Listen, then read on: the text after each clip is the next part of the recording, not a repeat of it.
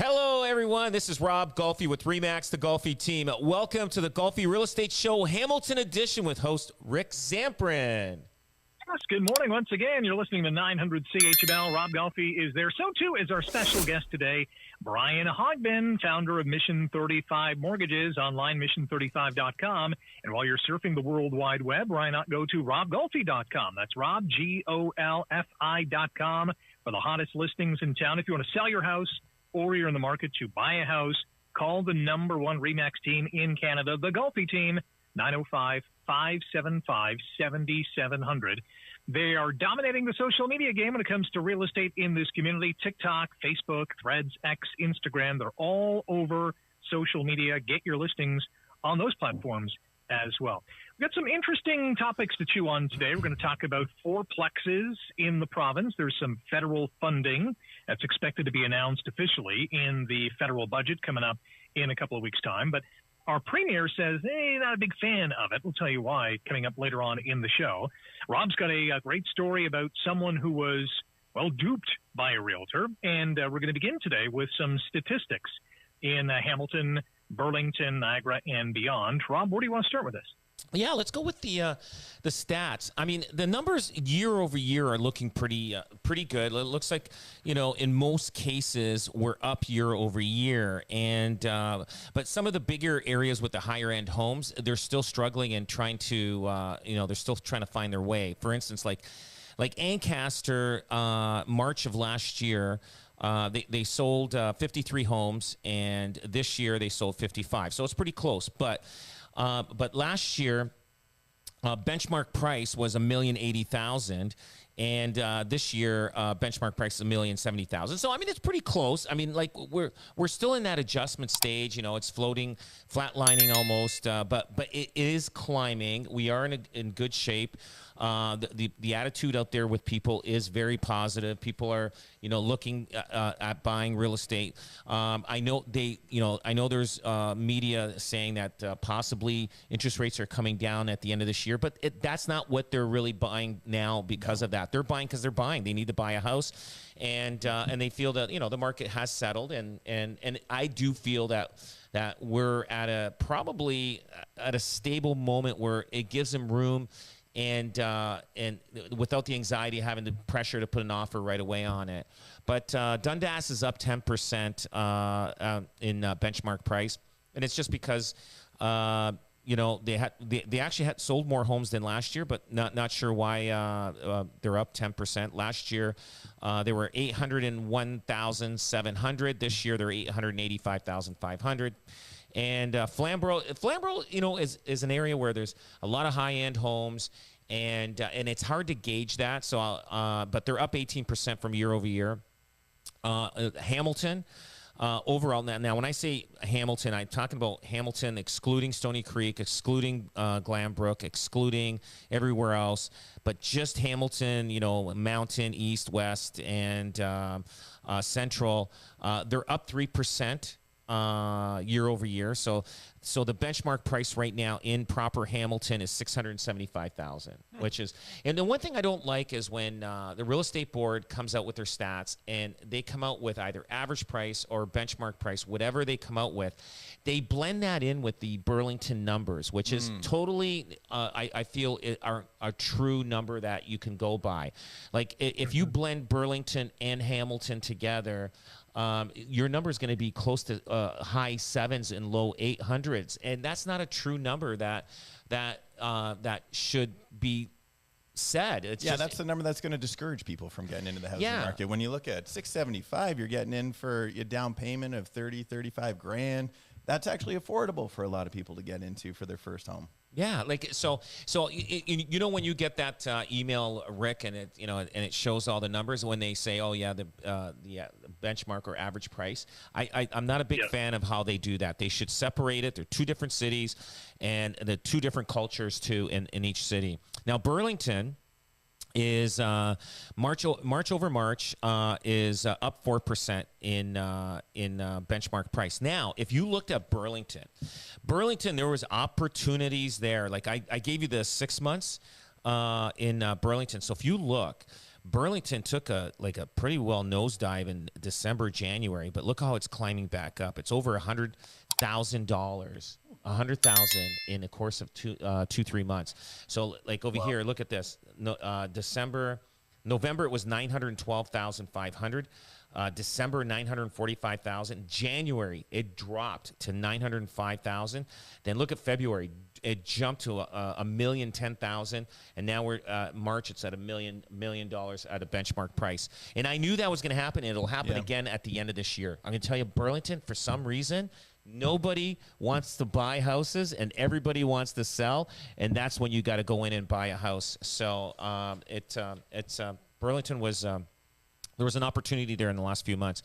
And if you go to Niagara, experienced a lot of ups. Niagara Falls especially. Niagara Falls took a little bit of a nosedive March over March, and Thorold went up. But I'm surprised Niagara Falls is I guess it's readjusting, because if you go to Niagara Falls 6 months in October, they were actually 593,000. They dropped down to 585, but now they're at 623,000. So in the last 6 months, they've performed very well.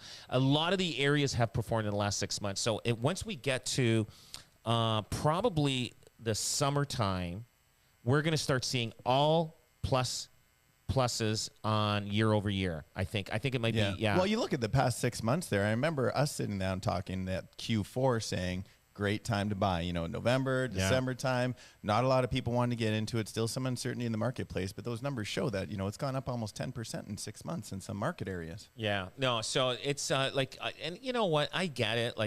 I mean, the housing prices are still expensive, and they're going to be expensive forever. I'm going to tell you that. I think the tough thing too is affordability, right? Because there's been a lot of stuff in the news on the stress test still. Is the stress test really required still? Because yes, it was a great idea to qualify people for 2 points above the target rate, years ago, but is it really necessary today? Well, the stress test was for because of today. Correct. You're right. Do we need this stress test today? Now? Right. Do I need to qualify at 8 or 9? Because I think, we've peaked, all things being equal. It looks like we're going to be, flatlining, going down a little bit soon. But do we need to be qualifying 8 or 9? Because that is what's really hurting people, is just to get people into the affordability situation is the tough one. Yeah, it's definitely they got to change it. But the government, once they lock in something, they never unlock it. It's done. That's how it goes. Yeah. Just like they did with the in the 70s, Rick. You probably I think they put in a thing. This is a funny story. Now, people that are closer to my age, they'll understand this. If lunch, there was no taxes on lunch because of $4 or under. Really? There's no tax. If you bought lunch for $4 or under, there is no tax. Well, they kept that. But lunch you can't get for $4. What about Toonie Tuesday somewhere, You can't get lunch. So if you go buy someplace, if you go and buy a soup, right? A soup, and it's probably under $4, you'll see there's no tax. Huh.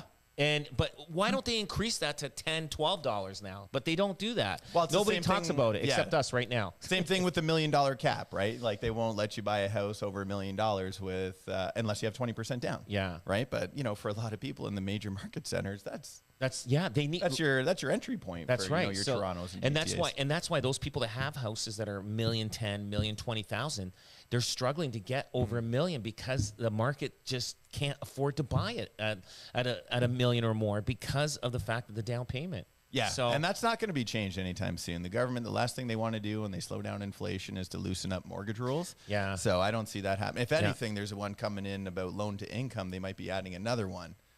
So they're making this life. I don't think it's going to have a big effect, but yeah, that's life is becoming tough out there. Yeah. Like, you know what? I'll tell you something. For an entrepreneur in the 80s, 90s, sometimes they did a little bit of creative financing, but they managed to hold on to the property. They went through it, but now it is tough for a guy, for creativeness. I mean, there is some creativeness out there, but it's hard. But I remember I bought properties with zero down. I went to the bank. I remember this lady, the CIBC. She was in Niagara Falls at the corner of Main Street and Ferry Street. Boom, and she recalls me. She goes, "Yeah, I'm looking for a loan to put as a down payment for a house I want to buy." She said, "Sure, you look like a good guy." And you know what? And she couldn't believe it. I was 20 years old, and I got the loan. And I bought. I don't believe it. I did. No, I did. So I did. And I bumped into her many, many years later, and she remembers doing that. She goes, I couldn't believe a young guy like you would come in and have the guts to ask for a loan. Yeah, good for you. That's awesome. You know what? And that's what we say too. You don't ask, you don't get. And never take no for an answer until you give someone the option to say yes. Yeah. Because a lot of times you talk to the wrong person. Yeah. You get a no. You get shot down, right? You might not think you can sell your house for what you want to sell it for. You talk to Rob. You might not think you can get into the housing market. But you got to talk to the right people. But I was 20 years old, and I looked into her eyes, and she couldn't say no. I was a young guy. Charismatic Rob. The truth comes out. That's it. The truth comes out. I say, will you please help me? Please. So yeah, that was an exciting moment. I'll never forget. I remember sitting there and talking about getting that loan and stuff like that. It was good. It was really good. So, but otherwise, the market is doing well. The outcome, the people are positive out there. They're feeling good. And we actually personally, as the Golfi team, we had a really good month in sales. So we outperformed the real estate board, which I was really happy. So that means, people are calling us and liking our strategies and our systems that we put in place and our marketing that we put on their house and getting them the top dollar in a short period of time for their house. Yeah, and I think seeing the market go up too, we've seen our submissions double. We always track submissions to lenders, and over month, we've seen them jump up over 100%. So that means that people are looking for loans, looking to get pre-approved, and looking to move into the market now. Rob, you got a great story about a landlord rental dispute. But before we get to that, we were just going through the statistics in Hamilton and Burlington, Niagara region. In Toronto, year over year, March 2023 to March 2024, sales down 12%. The price, however, up 7%, $845,000 a year ago to $900,000 last month. And back in January of 2024, so just a couple of months ago, it was $763,000 and change. Let's call it $764,000. So in a matter of just a couple of months, the average price in Toronto has gone up $136,000. Is that an indicator that home sellers in Hamilton are looking at to think, wow, we're probably going to go in that same direction? Well, they almost followed what Burlington did. They took a nosedive during the December and January, and then things started coming in. And you know how I always say, February is when you should start really, getting your house on the market. But look, in March, they actually even climbed to 900,000.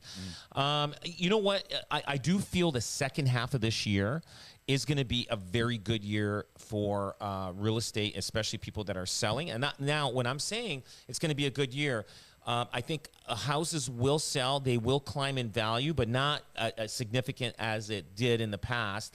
We're going to see that, just a normal, 1, 2, 3, or, percent, 4%, or whatever. Just because of the fact there is a positiveness in the feel of people buying houses, and there may be drop in interest rates, which I know the government is struggling with it because they know if they drop it, they don't want to have the market go boom. And if they did it now, for sure, it would be chaos. Yeah. And there'd be multiple offers. It'd be crazy. So they're going to be very, very cautious in how they do the interest rate drop at the end of this year. But I do feel last year, in the second half of 2023, the market was not good. In some parts, it was almost dormant. In the last quarter of 2023, the market was dormant. That's why you saw in some big areas the housing market dropped quite a bit. So no matter what, even if you even if you had your house priced right, it wasn't selling. It was a ghost town, let's just say. Yeah, and I think you're going to see, to your point there, even if interest rates don't drop as expected, and we see the Bank of Canada hold next week, right? Yeah. And then you see them hold again, they're saying maybe June or July. But even if they hold in June and July, what that does is creates consistency. Yeah. And then with consistency, it creates certainty. Yeah. Right? And the other thing not to forget is we had record number of immigration over the past year and a half, 2 years. Well, guess what? That's a lot of pent-up demand. And when people are new to the country, they don't instantly come new to the country and buy a home. Almost 18 months to 2 years in for them to get settled, get the down payment, get ready to figure out where they want to buy. So now you have all those new buyers that are going to be entering the marketplace, which is, again, going to cause an increase in price there as well too. I don't think we'll see again the record numbers that we've seen before, but even like if we see that interest rate drop, huge push. Even if we see it stay the same, I think you're still going to see, to your point, Rob, a big increase in Q3. And they have to do an interest rate drop because the builders aren't building as much as they want them to. So they it's a catch-22 here. They're in a big bind right now. They don't know what to do, and I get it. But they just don't want inflation to go crazy again. Anyone who is a faithful listener to the Golfi Real Estate Show Hamilton Edition on 900 CHML will have heard some horror stories between landlords and tenants. And Rob, you have a new one to share with our audience. Yeah, so I get this lady to call me, and she was, she's going through some problems right now. So she gets a call. I get a call from this lady asking me if I could sell her home with the tenant in there.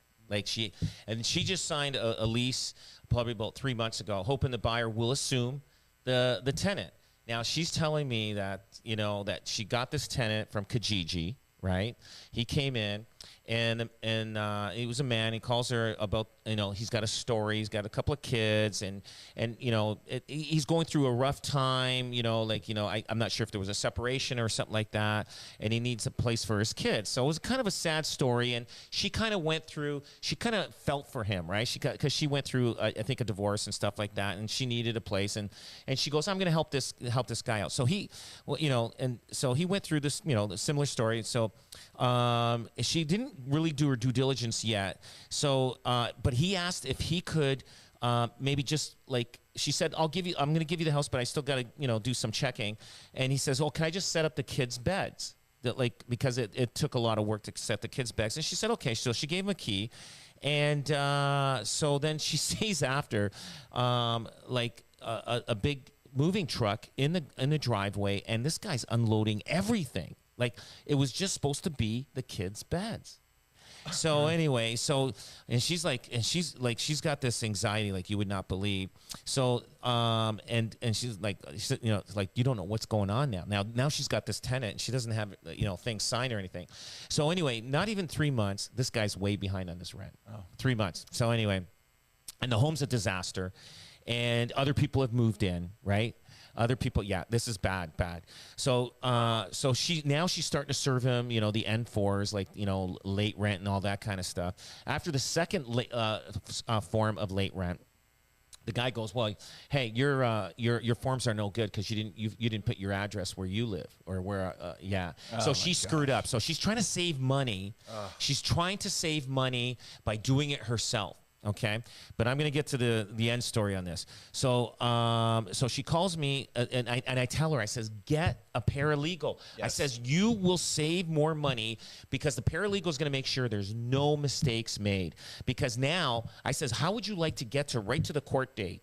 I go, you got him to the court date, and there's something wrong on your paperwork, and it took you 9 months to get there. And if you have a mistake on your forms, you're going to be dropped right back to the back of the line, and which is wrong, because I think that the landlord tenant board should be a little bit more sympathetic. If there's a little bit of mistake, we both know you're both there. The tenant's not paying the rent, the landlord's not getting his rent. Listen, so what? There's a little mistake on the paperwork. We both understand who they are. That's the one thing I don't like about the landlord tenant board. So, and I tell her, I said to her, so you already lost 2-3 months. I said, you're already lost. So you got to start all over again because those forms are no good. So I said here, here's a couple of paralegals, call them, let them handle it. I says, you're going to lose money on this. I said, you're going to lose money. It's just how much money and time how much more time and money you want to lose.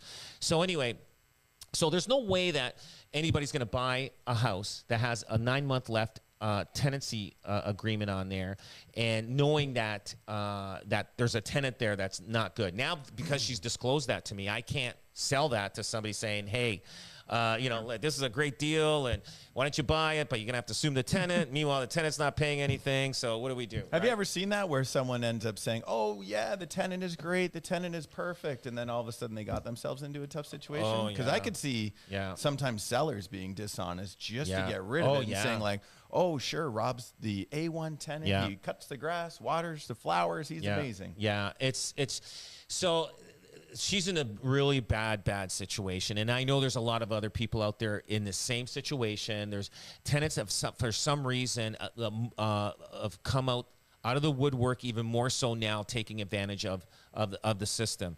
But so anyway, so I said to her that it's going to be difficult to sell it with a tenant in there. Then she says, "Can I move in?" I says, "Well, you move in. You better move in, because if you don't move in, you can get a $50,000 fine." So I says, "You better move in for at least a year." So so anyway, 2 days later, I get another call from her, and she goes, "Rob, what do you think about me selling?" I said, "Look," I go, "if you price this house bang on, we set up times for showings." And like, I mean, it's got to be priced. You can't, like I said, and she bought in a high time too, right? She bought in the first quarter of 2022, which was almost at the very peak. Right. So her house is probably worth maybe 150, 200,000 less than what she bought it for. So that's another indicator right there. And basically I said to her, I go, "Are you willing to lose probably $150,000 on if you sell your house now, you're going to lose $150,000 on closing date. Do you have money in the bank to write a $150,000 check to close this deal?" I says, "Because otherwise you can't, like, you're going to lose."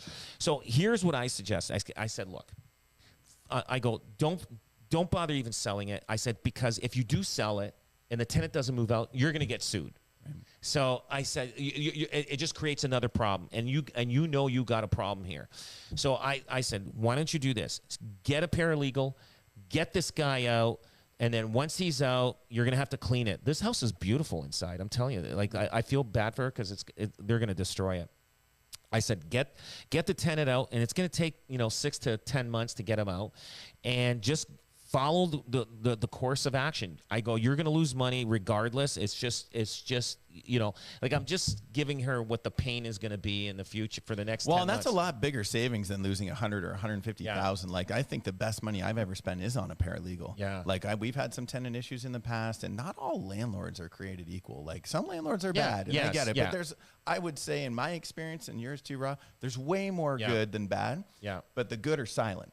It's the bad that make the news. It's the bad that you hear about. But the paralegal, it is an additional cost, and you have to pay the retainer, and you keep going. And for me, I like to get things done really, really quick, and it feels like we're moving like molasses sometimes. Yeah. But it's so worth it. I 100% agree. You just have to suck it up and just prepare your mind, saying this is how long it's going to be, and prepare yourself of the loss. And you get to write off that loss. There's no doubt about it. But anyway, so after that, I said, "Look," I go, "First of all, you paid a lot of money for the house. You're better off just getting the tenant out. Keep the house for at least another couple years." I says, "You will recoup your money what you paid for it, but it's going to take 2-3 years." I says, "The market will catch up to what you paid for it, and then you'll be good. But just get the guy out. Just get that one guy out." And I told her, I says, "Do not get." And the other thing is, get a realtor to find you the tenant, because we will go through credit reports. We will do a thorough check on everything. And she didn't really do that. She went by emotions, and this guy, looked into her eyes just like I did. I was 20 years old. Got the mortgage and there. Yeah. But I was sincere. This guy's not sincere. Anyway, so this guy took advantage of a lady, and you know what? And that's where most of the bad tenants come from. They won't go to a realtor and go through, because they know we're going to do a check on them. Well, you have a process, right? Most landlords, if you have 1 or 2 properties, you don't have a process. You meet, you shake hands, you like each other, but you have a checklist.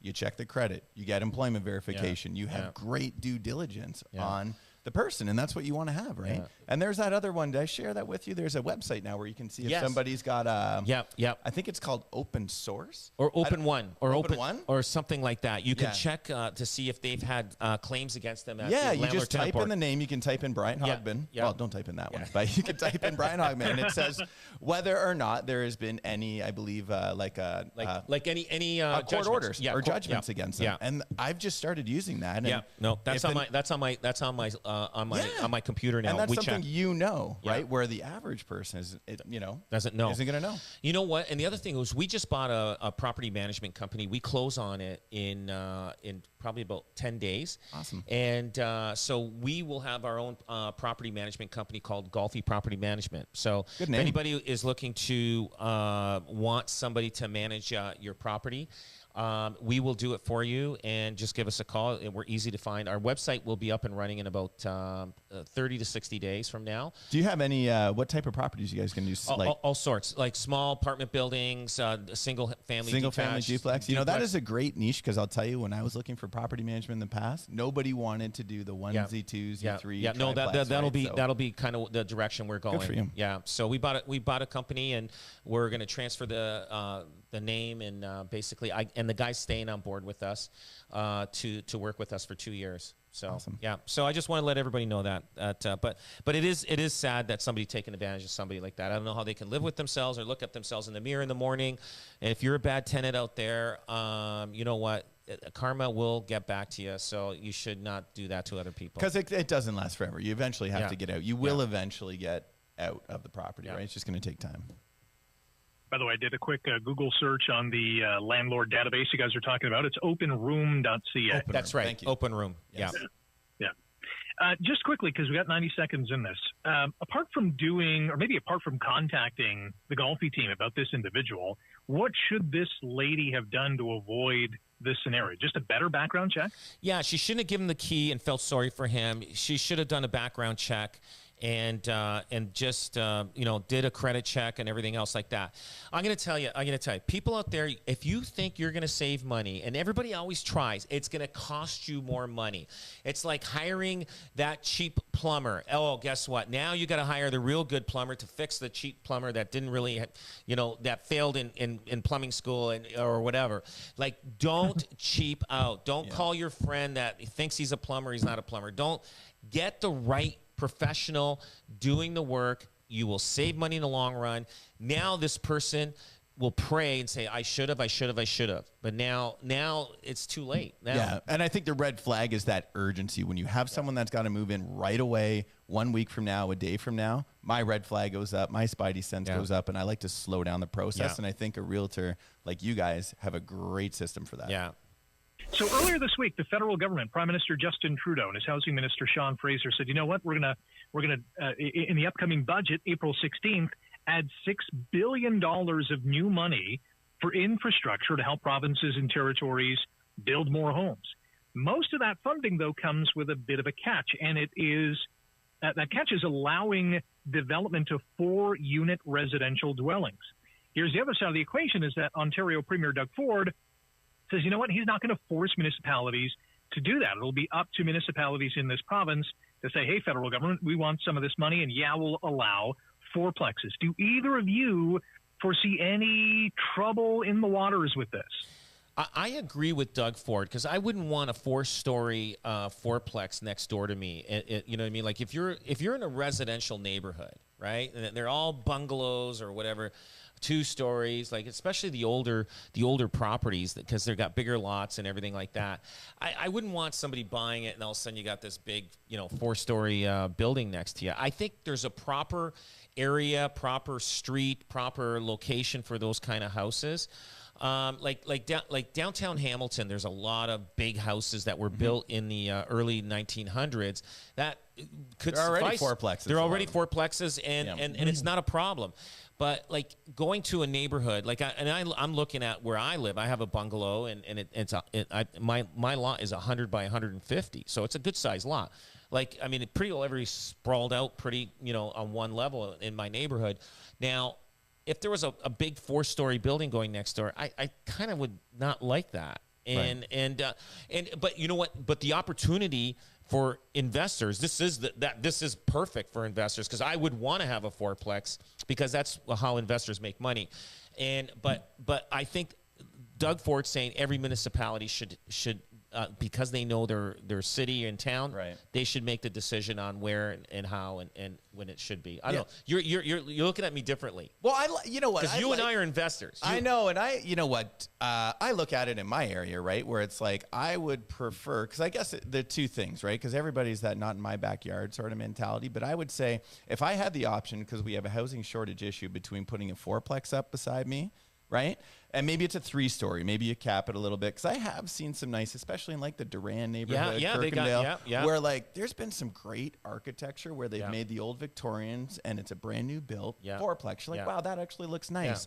And I think the quality of tenant you're going to get for certain neighborhoods, like if someone built a fourplex in your neighborhood, I don't think it'd be a shanty town. It'd be a nice one, right? Oh, for sure. So you'd probably get a decent quality tenant. But I think the alternative is if we don't do this, then we do have to go bigger. I mean, we do have to do the multifamily because I also live near apartment buildings. Right. And if I had to choose to have a fourplex that's brand new built and probably with good quality tenants in there versus a 20, 30, 40 unit, because that's the other sort of multifamily solution, I'll take the fourplex. Yeah. Right? So that's sort of my thought on it. I get it. And we both live in 2 different kind of neighborhoods. True. So that's the difference also. So, but I do feel that the cities and towns should be able to let them decide to do it, not just have Trudeau say, everybody, fourplexes, I don't care where, just build them. You know what I mean? I agree with what you're saying. Some governance is important, right? Because I agree with that. I think it's it'll be interesting to see how it lays out. But like I think people who are building fourplexes, in order to make the cash flow work, because building's expensive, you're probably gonna have to build a high quality fourplex for sure, and you're gonna have to build a nice one. Right? So I think absolutely. And if you have to build a nice one because your construction costs are high, that means your cash flow's got to be good. So that means you got to be charging higher rent. So I guess when I envision it, I envision nice fourplexes. But not the other ones. No. Toronto, Mississauga already moving to allow these. If 1 or 2 municipalities are going to do it, I can see this spreading like wildfire because the other municipalities are going to be like, we need to build homes. We want some of this funding too. Absolutely. I do agree there. You know what? They always watch the other, the bigger brothers doing it, the bigger cities, and then they say, okay, well, it looked like it worked for them. Let's implement that in our little community and see and just go with it. Interesting story in, I think it was the Toronto Star earlier this week, about open houses and how some realtors love them, some others, not so much. Rob, do they still work? They do. I mean, there was a time that I felt they weren't really good, but as my team grew, we found that they do work, because I wouldn't do them on high-end homes. That's the one thing, because then you got the people just snooping around that can't afford them, and they're just walking through the house because they just felt they got nothing else to do. But I do feel that, the houses that like there are people looking for houses out there, and like if it's priced right, somebody from that walked in on that open house is going to buy that house. Now, houses sometimes take 60 days to sell. Maybe because during that 60 days they have to reduce their price, and that's why it's sold in 60 days. But if the house is priced right, you're going to get people looking at these houses. Sometimes people don't want their realtors with them; they just want to walk through, and just go on their own merry way and look at these houses. They are buyers. Now, again, you do get your neighbors walking in and, looking at it and comparing, oh, my house is better than this. I should be getting, $100,000 more for my house or whatever. You get that. But I do feel that they do work. In some cases, we do like 40 open houses in one weekend. And sometimes we say, hey, we have another house on so-and-so street that you might be more interested in, and we have the capabilities of doing that. So we have our open house list, and we show that to our clients, because we have a lot of houses in the same price range. So if we're doing an open house of a house that's $700,000, so guess what? We're going to tell them about our other open houses that we have around that price range, and maybe even other houses in the area that are in that price range. So open houses, a lot of people say that they don't work because they just don't want to do it. They want their Sundays off. I do believe they do work. I think too, like I remember going through open houses with friends before, and then friends want to live close to friends. Yes. So that house, maybe they're not really thinking about selling, but the friends who live there do come over. You go through the house, they're like, oh, we could be neighbors now. Yeah. Like, don't you think this place is awesome? And I think you can almost have your neighbors sell the house. Yeah. Oh, absolutely. In a way, by having that open house, because they would never book a showing otherwise. Yeah. But they're there on a Sunday. The door's open, and now all of a sudden they can see themselves living closer to their friends. Yeah, no, absolutely. The open house is fantastic, and especially you're right. Like how your neighbor, sometimes they have somebody that might be interested in it, or if they're in-laws, you don't tell them about it. Say, don't tell. It's $10 million. You can't afford it. Do not invite the in-laws over on Sunday because there's an open house. We don't want them walking through the house. That's all. But a lot of the people, I'm going to tell you, is that sometimes they don't want a sign on the front lawn. But I'll tell you, a lot of the people that end up buying a house in certain streets, it's because they know somebody on that street. They visited people on that street. They've driven down that street. It's very familiar, and they want to be near family or friends or whatever. Mostly family. I know that because we find a lot of people buy houses, and if an open house is there, they're gonna go. They're gonna want to be there and go into it for sure. Open houses do work. It's a small percentage, but I mean, if every house was priced right, every open house would be sold. Like every house on the open house list would be sold right away. That's a good point.